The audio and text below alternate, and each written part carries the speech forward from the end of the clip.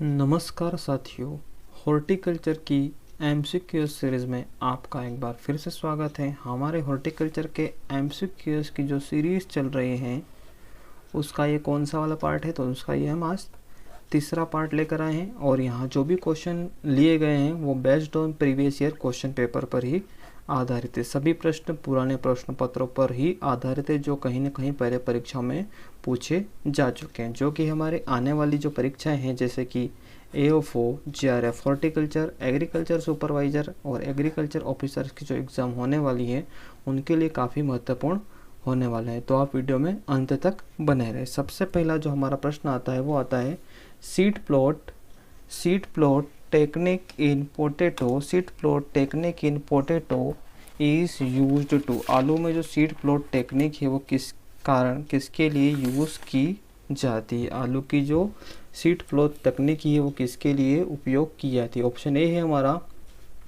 Insect free seed, कीट मुक्त बीज प्राप्त करने के लिए। ऑप्शन बी है हमारा बिग साइज ट्यूबर, बड़े आकार के कंद प्राप्त करने के लिए। ऑप्शन सी है हमारा tuber for chips production, chips उत्पादन के लिए कंद प्राप्त करने के लिए। ऑप्शन डी है हमारा वायरस फ्री सीड्स, वायरस मुक्त बीज प्राप्त करने के लिए। तो जो सीड प्लॉट टेक्निक है वो उसको क्यों उपयोग किया जाता है, तो जो सीड प्लॉट टेक्निक है,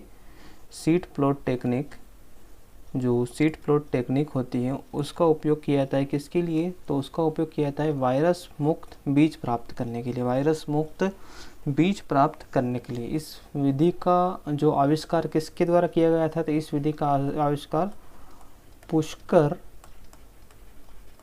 नाथ के द्वारा किया गया था। कब किया गया था, तो 1967 के आसपास इसका आविष्कार किया गया था। अब जो स्टेप्स क्या है सीड प्लॉट टेक्निक की स्टेप्स क्या है, तो steps of seed plot technique. सबसे पहले इसमें जो सीड सोइंग की जाती है, जो ट्यूबर की सोइंग की जाती है वो की जाती है बिफोर 10 अक्टूबर। 10 अक्टूबर से पहले जो सीड ट्यूबर है उनकी सोइंग कर दी जाती है। तो उनमें जो ट्यूबराइजेशन कभी स्टार्ट हो जाता है, ट्यूबराइजेशन उसमें कब स्टार्ट हो जाता है, तो जो मिड दिसंबर में उसमें ट्यूबर बनने स्टार्ट हो जाते हैं। मिड दिसंबर में ट्यूबर बनना स्टार्ट हो जाते हैं। स्पेसिंग कितना रखते हैं, तो इसमें जो स्पेसिंग रखा जाता है वो रखा जाता है 45 × 15 सेंटीमीटर। अब जो मिड दिसंबर है उसमें क्या हो जाता है कि जो ट्यूबर बनना स्टार्ट हो जाते हैं, तो जो एंड ऑफ दिसंबर या first week of January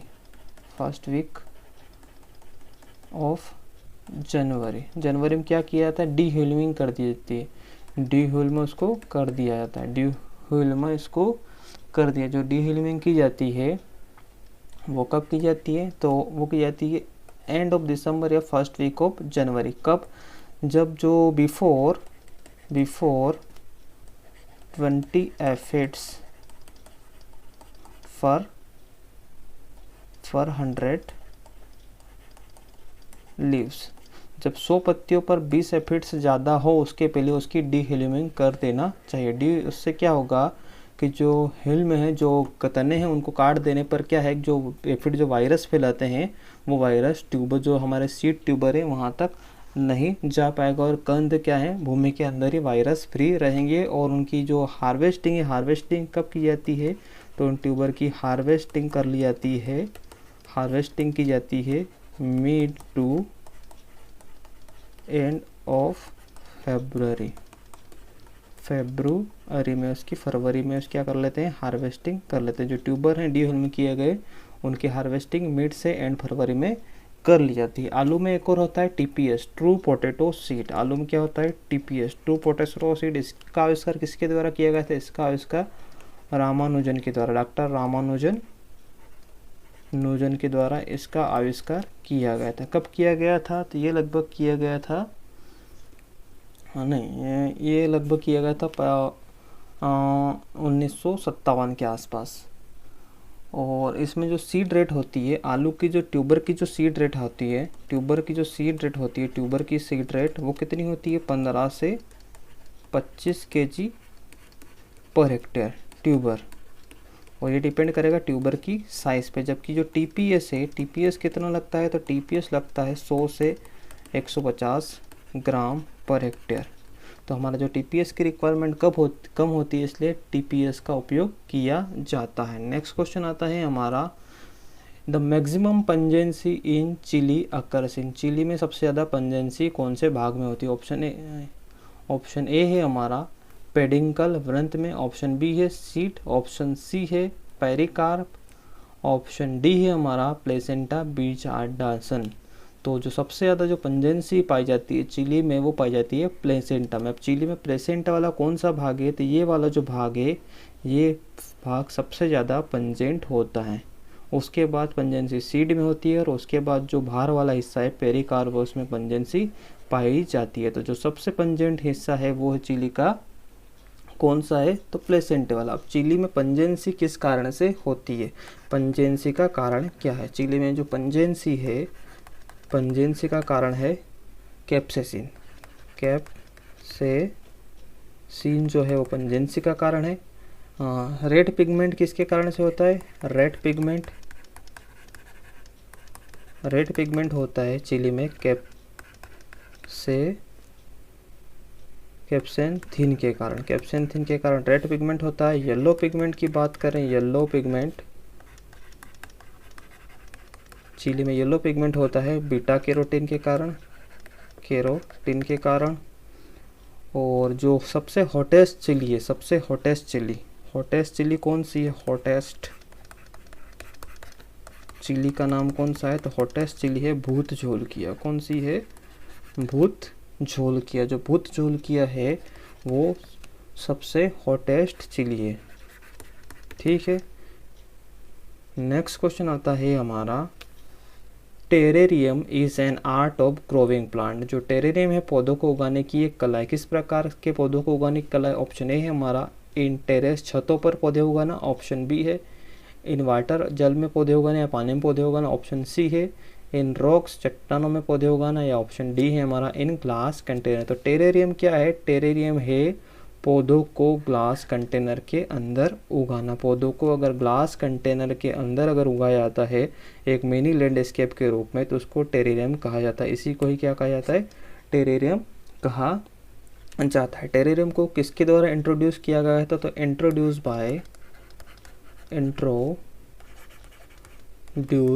bye किसके द्वारा इंट्रोड्यूस किया गया था? तो ये किया गया था नेथेनियल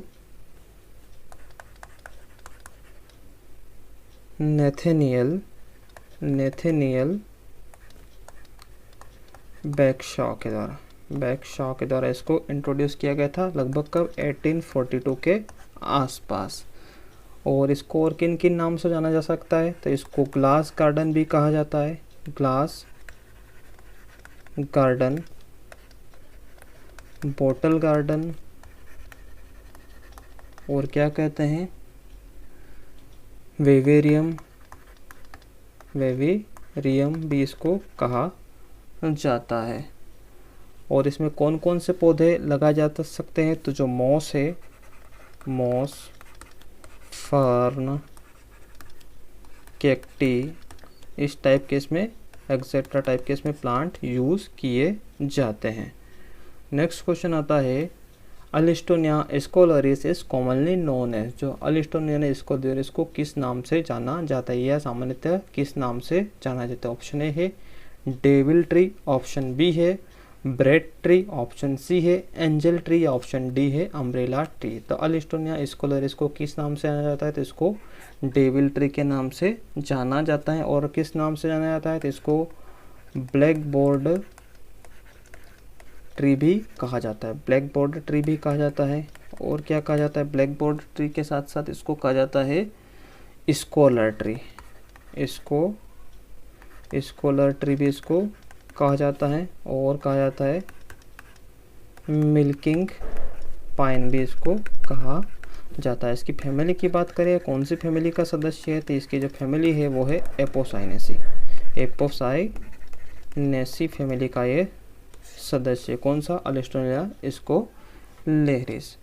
नेक्स्ट क्वेश्चन आता है हमारा अर्का अंबारा एंड अर्का कनका द हाइब्रिड वेराइटी ऑफ अर्का अंबारा और अर्का कनका किसकी संकर किस्म है। ऑप्शन ए है हमारा जैस्मिन, ऑप्शन बी है कोसेंड्रा, ऑप्शन सी है रोज या ऑप्शन डी है ग्लेडियोलस। तो जो अर्का कनका और अर्का अंबारा किसकी किस्म है, तो ये क्रोसेंड्रा की किस्म है और इसका जो फ्लावर कलर होता है वो होता है रेड ऑरेंज। फ्लावर कलर होता है रेड ऑरेंज। और कौन कौन सी वेराइटियाँ है जो क्रोसेंड्रा की, तो वो है अर्का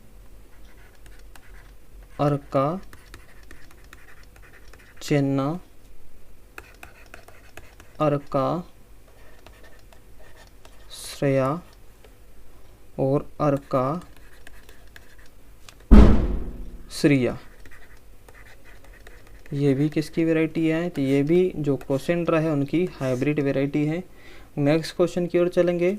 फोटो इंटेंसिव वेराइटी ऑफ क्राइजेंथियम, गुलदाउदी की प्रकाश असंवेदनशील किस्में कौन कौन सी है। ऑप्शन ए है हमारा पूषा अर्पिता, ऑप्शन बी है हमारा पूषा किरण, ऑप्शन सी है पूषा सेंचुरी, ऑप्शन डी है पूषा अनमोल। तो फोटो इंटेंसिव या प्रकाश असंवेदनशील किस्म कौन सी है, तो वो है पूषा अनमोल। पूषा अनमोल प्रकाश असंवेदनशील किस्म है। और ये जो किस्म है ये फोटो इंटेंसिव के साथ साथ कौन सी है, थर्मो इंटेंसिव भी होती है। थर्मो इंटेंसिव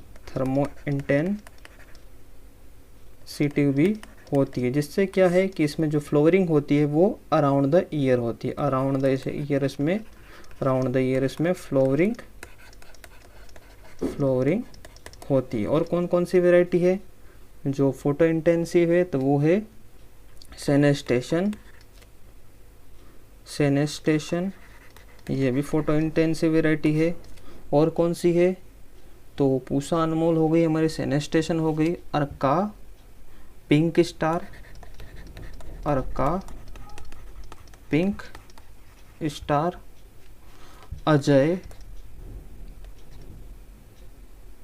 भी क्या है, ये भी फोटो इंटेंसिव वेराइटी है। कौन कौन सी, सेनेस्टेशन, अर्का पिंक, अजय और हमारी पूषा अनमोल, ये है फोटो इंटेंसिव वेराइटी। इनमें अराउंड द ईयर फ्लोरिंग होती रहती है। नेक्स्ट क्वेश्चन आता है द राष्ट्रपति garden is example of which type of garden. तो राष्ट्रपति उद्यान है किस प्रकार के उद्यान का उदाहरण है। ऑप्शन ए है इंग्लिश गार्डन, ऑप्शन बी है मुगल गार्डन, ऑप्शन सी है जापानीज गार्डन, ऑप्शन जो डी है इटालियन गार्डन। तो जो राष्ट्रपति भवन गार्डन है ये मुगल गार्डन का एग्जाम्पल है। और जो राष्ट्रपति भवन गार्डन है अब इसको अमृत उद्यान के नाम से जाना जाता है। अब इसको किस नाम से जाना जाता है, तो अमृत उद्यान के नाम से इसको जाना जाता है। कब से, तो 28 जनवरी 2023 के बाद से इसको अमृत उद्यान इसका नाम कर दिया गया है।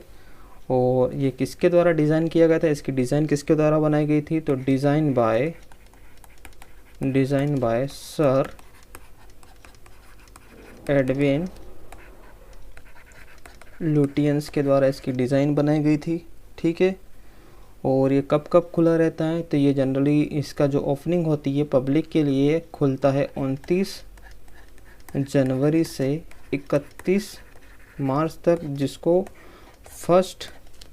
जिसको फर्स्ट उद्यान महोत्सव बोला जाता है। फर्स्ट उद्यान महोत्सव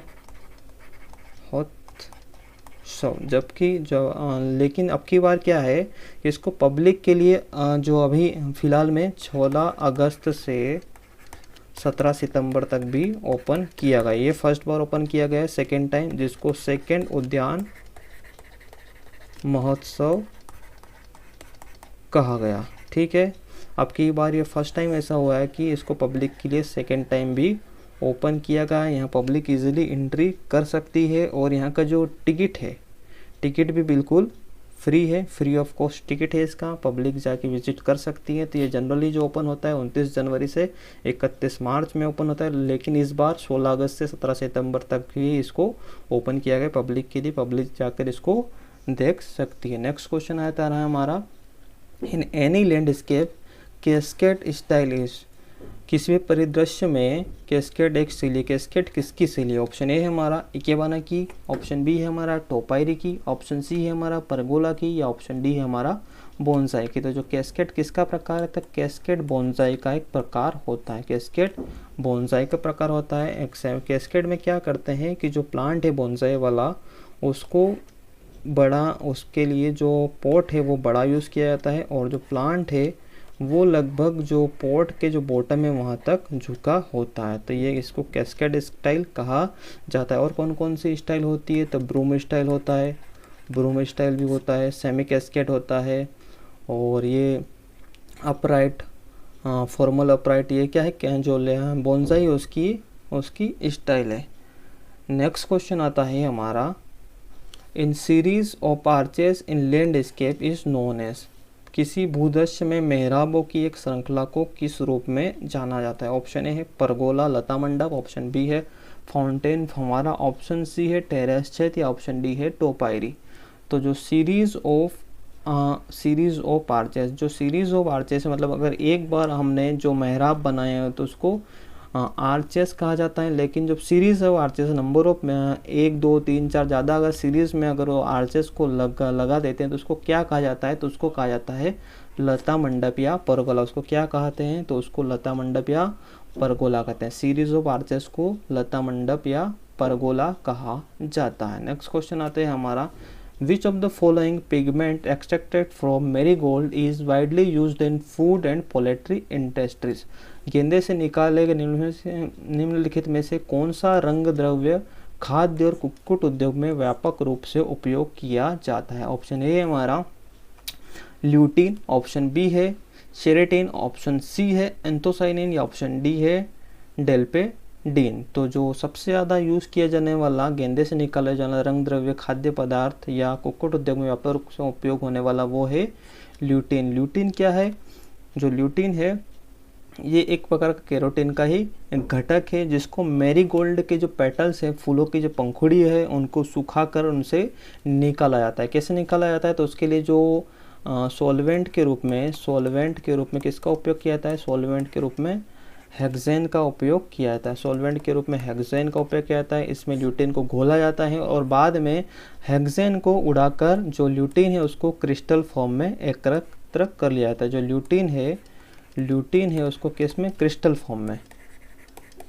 फॉर्म में उसको क्या है? आइसोलेट कर लेते हैं, और इसी का उपयोग कलरिंग पिगमेंट के रूप में किया जाता है। और ल्यूटीन का उपयोग जो कलरिंग पिगमेंट है, जो हमारे खाद्य पदार्थ है उसमें पीला कलर देने के लिए, और जो मुर्गी उत्पादन है उसमें जो अंडा है उसको पीला, अगर उसको मुर्गियों के खिलाया जाता है ल्यूटीन को, तो जो अंडे हैं और एग योक है उनका जो येलो कलर है वो अच्छे से आता है। नेक्स्ट क्वेश्चन है हमारा, black neck in tomato ketchup due to formation of. टमाटर केचप में काली गर्दन किसके बनने के कारण से होती है? टमाटर नेक में काली गर्दन किसके कारण से होती है? तो जो टोमेटो केचप है, ये वाला जो हिस्सा है टोमेटो केचप में, बोतल का ऊपरी हिस्सा, यहाँ क्या है? कभी कभी कालापन आ जाता है। इस हिस्से में कभी कभी कालापन आ जाता है, तो वो किसके कारण से आता है? ऑप्शन ए है फेरिक टेनेट, ऑप्शन बी है सोडियम बेंजोएट, ऑप्शन सी है फेरिक सल्फेट, या ऑप्शन डी है एसिटिक एसिड। तो ये जो ब्लैक नेक है या काली गर्दन, ये किसके कारण से होती है? तो ये जो होती है किसके कारण से होती है? तो ये होती है फेरिक टेनेट के कारण। अब फेरिक टेनेट के कारण इसकी ब्लैक गर्दन क्यों हो जाती है? तो जो टोमेटो केचप या जो टोमेटो सॉस है उसको बनाने के लिए हम क्या है, कई सारे मसालों का उपयोग करते हैं, स्पाइस का उपयोग करते हैं। और जो टोमेटो है, टोमेटो में क्या होता है? टेनिन होता है। क्या होता है? टेनिन होता है। उस टेनिन का अगर हम टेनिन का कॉन्टेक्ट अगर आयरन से हो जाता है, अगर टेनिन का कॉन्टेक्ट आयरन से हो जाता है, टेनिन का कॉन्टेक्ट अगर आयरन से होता है, किससे? आयरन से, तो ये क्या बनाते हैं? ये मिलकर बनाते हैं फेरस टेनेट, या मिलकर क्या बनाते हैं? फेरस टेनेट बनाएंगे। क्या बनाएंगे? फेरस ये टेनेट बनाते हैं। और अगर इस फेरस टेनेट का अगर ऑक्सीडेशन हो जाता है, अगर फेरस टेनेट का अगर ऑक्सीडेशन होता है, फेरस टेनेट का अगर ऑक्सीडेशन हो जाता है तो ये क्या बनता है? तो ब्लैक फेरिक टेनेट बनता है। क्या बनता है? Black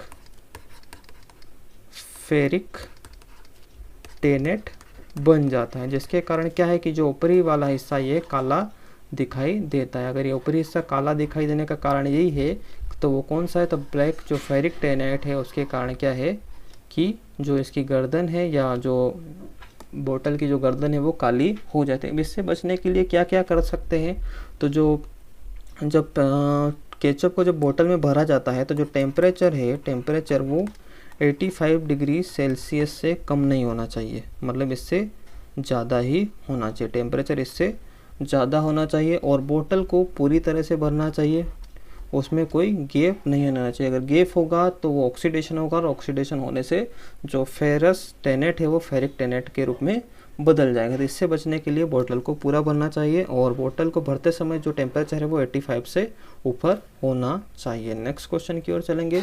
oxidation of fat in potato chips is prevented by, जो आलू के चिप्स में वसा का ऑक्सीकरण किसके द्वारा रोका जाता है। ऑप्शन ए है हमारा प्रिजर्वेटिव परिरक्षक के द्वारा, ऑप्शन बी है साइट्रिक एसिड के द्वारा, ऑप्शन सी है नाइट्रोजन गैस फ्लशिंग के द्वारा, या ऑप्शन डी है कलरिंग एजेंट के द्वारा। तो जो आलू चिप्स में फैट के ऑक्सीडेशन को रोकने के लिए जो उसमें क्या भरी जाती है, तो उसमें नाइट्रोजन गैस भरी जाती है। चिप्स के पैकेट में कौन सी गैस भरी जाती है, तो चिप्स के पैकेट में नाइट्रोजन गैस भरी जाती है, क्योंकि जो नाइट्रोजन गैस है ये एंटीऑक्सीडेंट प्रॉपर्टी होती है। नाइट्रोजन गैस में एंटीऑक्सीडेंट प्रॉपर्टी होती है, ऑक्सीडेशन प्रॉपर्टी इसमें होती है, जिसके कारण इसको भरा जाता है किसमें, जो चिप्स के पैकेट है उसमें इसको भरा जाता है, ताकि ये क्या है ऑयल और जो फैट है उसका ऑक्सीडेशन नहीं होने देती है। नेक्स्ट क्वेश्चन आता है हमारा, black pepper is commercially propagated bye, जो काली मिर्च है उसका व्यावसायिक रूप से प्रवर्धन किसके द्वारा होता है। ऑप्शन ए है हमारा बल्ब के द्वारा, ऑप्शन बी है राइजोम के द्वारा, ऑप्शन सी है कटिंग के द्वारा, या ऑप्शन डी है बडिंग के द्वारा। तो जो ब्लैक पेपर में जो प्रोपोगेशन होता है वो होता है कलम के द्वारा, कटिंग के द्वारा। और कटिंग में भी जो रनर शूट होते हैं उनकी कटिंग इसमें लगाई जाती है, रनर शूट की इसमें कटिंग लगाई जाती है, रनर शूट की कटिंग के द्वारा इसका प्रोपोगेशन होता है। किसका, ब्लैक पेपर में जो रनर शूट है उनकी कटिंग के द्वारा ब्लैक पेपर का प्रोपोगेशन होता है। नेक्स्ट क्वेश्चन की ओर चलेंगे। Phomopsis blight is major disease of, phomopsis blight किसकी प्रमुख बीमारी है। ऑप्शन ए है हमारा टोमेटो, ऑप्शन बी है पोटैटो, ऑप्शन सी है ब्रिंजल, या ऑप्शन डी है ओकरा भिंडी। तो जो फोमोप्सिस ब्लाइट है ये ब्रिंजल की डिसीज होती है, और किसके कारण से होती है, तो फोमोप्सिस ब्लाइट होती है फंगस, कौन सी फंगस के द्वारा होती है, तो ये फंगस जनित बीमारी है, कवक जनित बीमारी है, और उस कवक का जो नाम है वो है फोमोप्सिस वैक्सेंस नामक फंगस के कारण ये फोमोप्सिस ब्लाइट होती है। नेक्स्ट क्वेश्चन की ओर चलेंगे।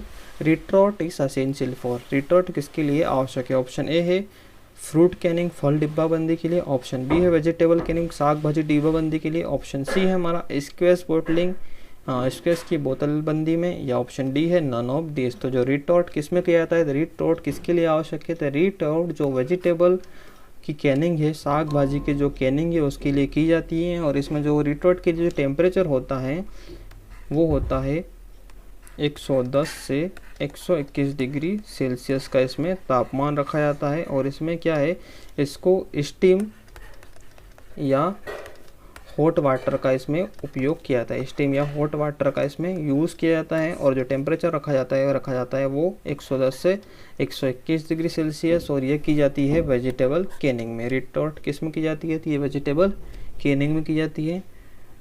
धन्यवाद। अगर वीडियो अच्छा लगी है तो लाइक शेयर और सब्सक्राइब करना ना भूलें। धन्यवाद।